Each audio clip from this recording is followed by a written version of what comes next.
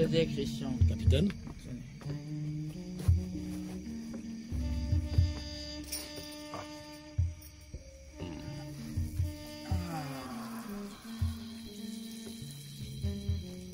Quelle soirée, mon ami. Quelle leçon. Ah, je suis frappé par la foudre. La foudre d'Empanzo à Lumena, le roi jupitérien de tous les Tékés, les Bemba, les Nandés, les Babingas. Ah non, les Babingas, c'est des pygmées, et les pygmées sont libres. Pas de roi pour les pygmées. C'est bien des pygmées, les Babingas, hein, Christian? Oui. Le vin de palme vous a un peu frappé aussi. Non, la foudre de Jupiter à Lumena m'a frappé. Le vent de palme a juste conduit le courant sacré jusqu'au plus profond de moi, Christian. Christian, tu es mon ami. Je vais vite écrire à ma mère que j'ai enfin trouvé un copain. Capitaine Tréguet, Capitaine Tréguet. Capitaine, c'est une femme. Qu'est-ce que vous racontez? Quelle femme? Vous êtes ivre? C'est pas bien. Vous ne devez pas parler à votre supérieur hiérarchique en état d'ébriété. Monsieur Villiers, c'est pas un monsieur. Sous ses habits, c'est plus du tout un monsieur. Sous ses habits? Oh, qui vous a autorisé à regarder sous les habits de monsieur Villiers? Qui vous a parlé d'une femme? Mais on l'a vu, je vous dis, on l'a tous vu. Il se battait et on était là. Qui se battait? Le capitaine Gabard et monsieur, enfin, Villiers. Il se foutait des gamelles, et pas des petites. Il se défendait bien, le gamin. Mais Gabard, il sait utiliser son poids.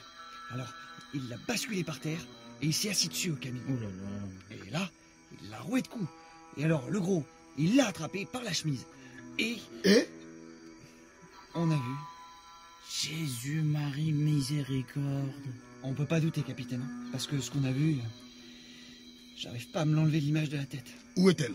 Où est-elle maintenant? Christian, vous saviez? Ce n'est pas le bon moment, Corentin. Bah, le capitaine Gabard, il a été sonné, et puis il l'a emmené. Où?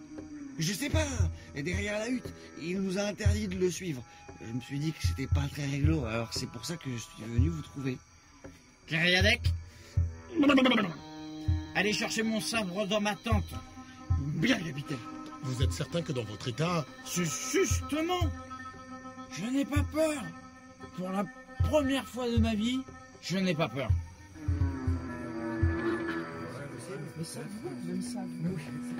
Capitaine. Vous avez de l'eau? Ici, capitaine.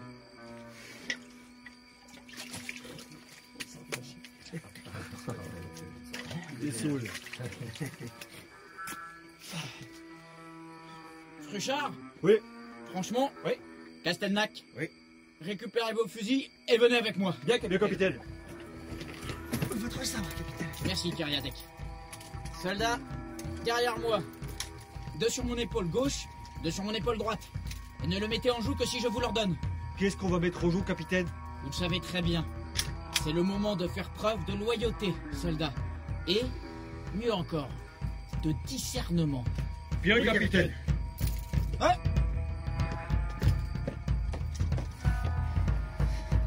Détachez-moi, Gabard. Tu sais ce qu'il dit, l'article 67 du Code de la Marine? Hein? Mais comment on va faire pour te jeter par-dessus bord? Il n'y a pas d'océan ici. On pourrait peut-être essayer le fleuve. Ils vont se régaler, les crocodiles. Hein? Toute cette chair bien ferme, bien blanche. Je vous interdis de me toucher. Tu m'interdis rien du tout. Au cas où ça t'aurait échappé, tu n'es pas en mesure de m'interdire quoi que ce soit. Et tu sers à quoi si on peut pas te toucher, hein? Tu t'es posé la question? C'est joli ce que je vois. Ça fait longtemps qu'on est parti. Et en plus, on n'a pas le droit avec les négresses, à cause des maladies.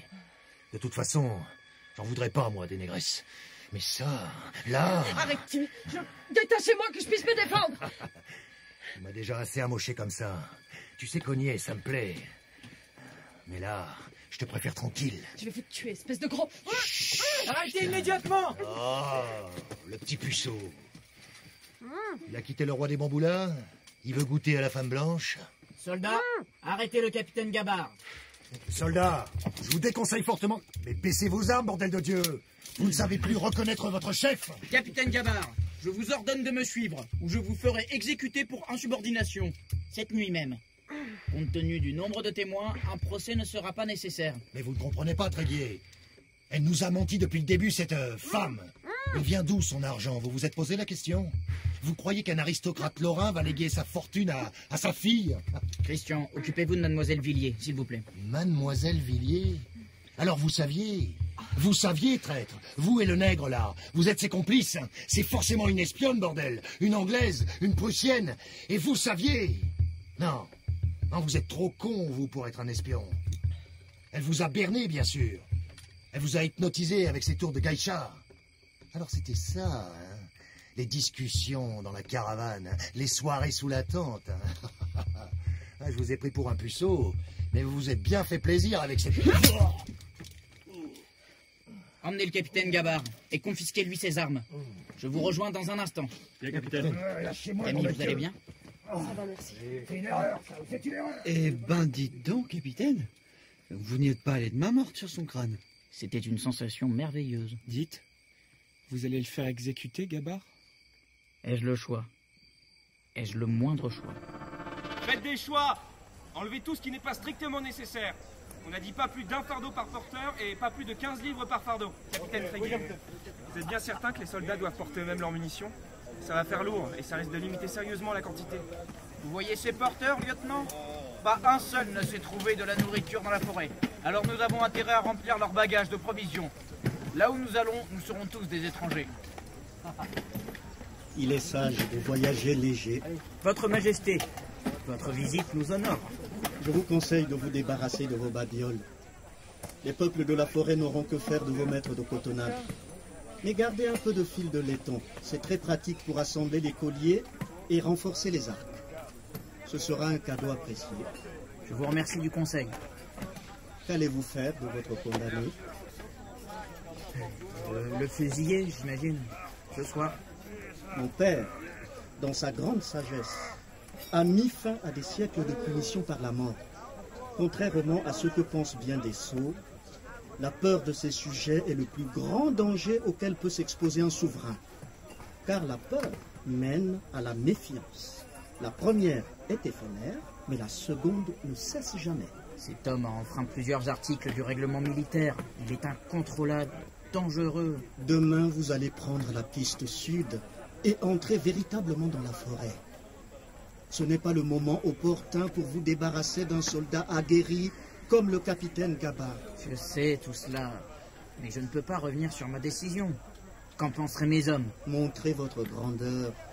Les graciers font souvent les meilleurs alliés. Une grâce? Oui, c'est un joli mot. Je condamne, je gracie. Vous apprenez vite. Si je peux me permettre un dernier conseil, ne gardez pas cette femme dans votre compagnie. Sa présence vous empêchera d'accomplir la mission que l'on vous a confiée.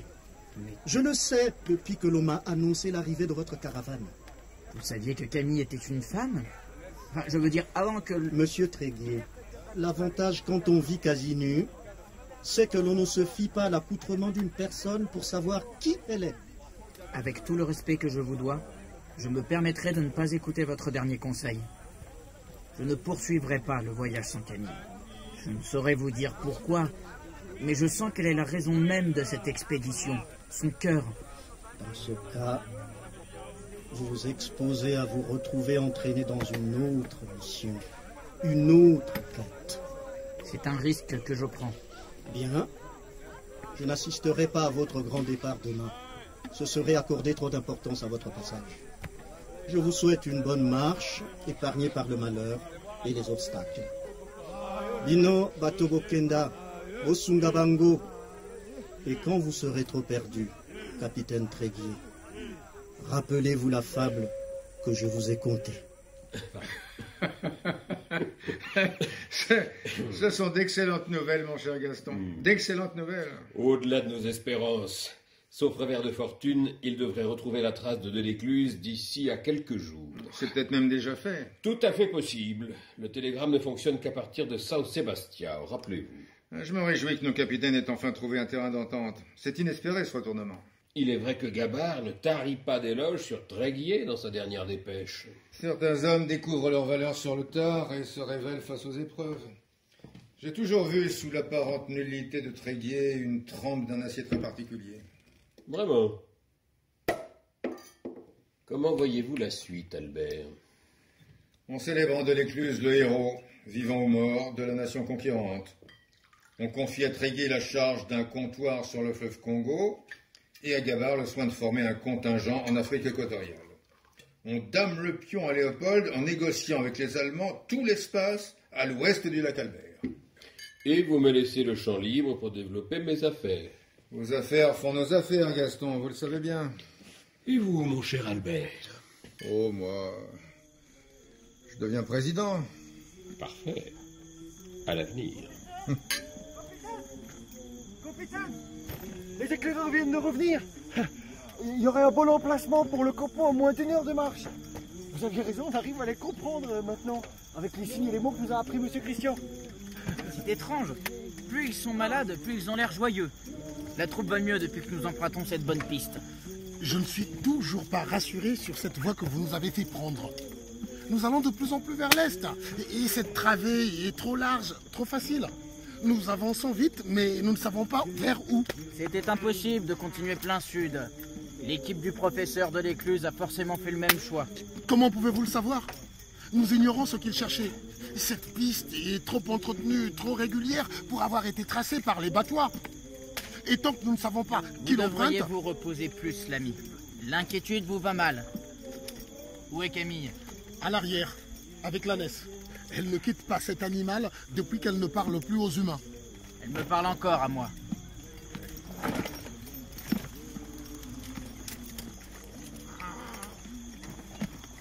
Regarde qui vient, Solange. Vaillant capitaine. Oh, vous avez mauvaise mine, vous. Hein. Et les yeux de plus en plus brillants. Sans vouloir vous offenser, vous ne semblez pas non plus très en forme. Vous êtes à court de quinine? Ce n'est pas la fièvre qui m'étouffe. C'est le corset. Et voyons, Camille, vous n'avez pas de corset. Nous vous avons autorisé à garder vos habits d'homme. Dans leurs yeux, j'ai un corset. Leur regard m'a rhabillé jusqu'au menton à la seconde où ils ont su que j'étais une femme. Au moins, ils vous respectent. Oh, la belle affaire. Ils ne me respectent pas. Ils m'effacent. Hier, nous étions compagnons d'armes, de beuverie, d'infortune. Et aujourd'hui, ils ne m'adressent ni un mot, ni un regard. À part à la dérober pour se rincer l'œil avec ce qu'ils n'ont pas su voir. Ils se sont sentis trahis, cela leur passera. Vous êtes tellement attentif aux détails, aux pistils des fleurs et aux élytres des grillons que vous êtes incapable de voir la masse écrasante et flasque du commun des mortels.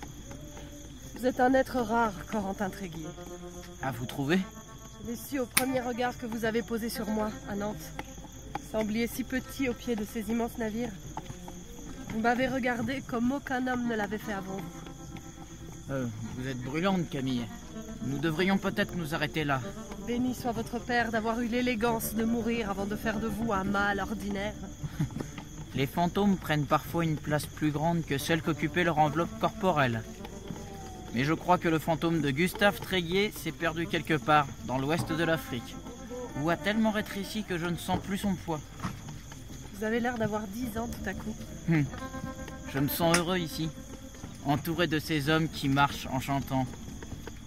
Gabard qui n'a pas ouvert la bouche depuis 10 jours, et vous qui me parlez de la sorte, je sais que rien de mal ne peut arriver. On nous attaque!